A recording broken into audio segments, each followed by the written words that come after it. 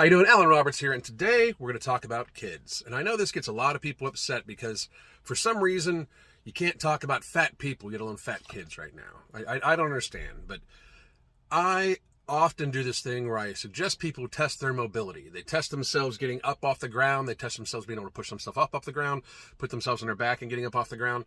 I suggest that they test their mobility. I don't even care if you step on a scale. I just think every month or 2 months, you should check to see if it's easier or harder for you to get yourself up off the ground. Pull yourself up off the ground, stand yourself up, lay yourself down flat, get yourself back up. If you notice this mobility as difficult, if it takes you an extended period of time, if, say, there would be an emergency and you would be knocked down, could you get yourself up quickly to get away?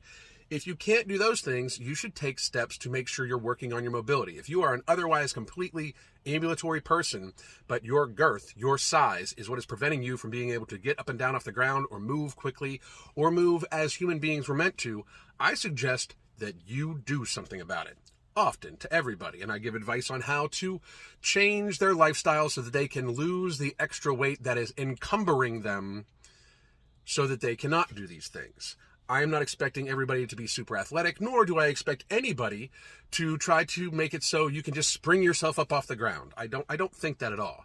However, I do think that being able to take care of yourself and move yourself around is what keeps us out of nursing homes. And seeing as how I did do that business for a long time, I can tell you that the difference between a 70-year-old that needs somebody to help them wipe their own ass and the difference between a 70-year-old that plays golf every single day and does all their own stuff is their mobility. I can absolutely tell you that. And anybody that tells you any differently is lying to you. Now, I have seen tons, and I mean tons, of this child died of this and this child died of that, and it's so bad. And we are just ignoring the fact. We're even calling some of these young people healthy.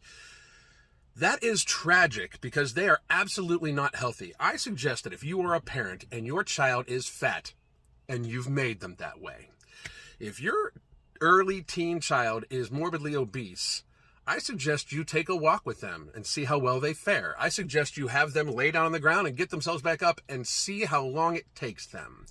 If your child is so encumbered by gluttoning themselves to the point where they are morbidly obese because you have allowed it, and you do not change that, you do not try to do everything in your power to help your child escape the prison you've helped build for them of morbid obesity, you are in fact abusing them. If your child cannot get themselves up off the ground, if they cannot play like young, healthy children, if they cannot move around, if they cannot get themselves up off the ground, if they are immobile, if your child waddles because they're obese, you're abusing them.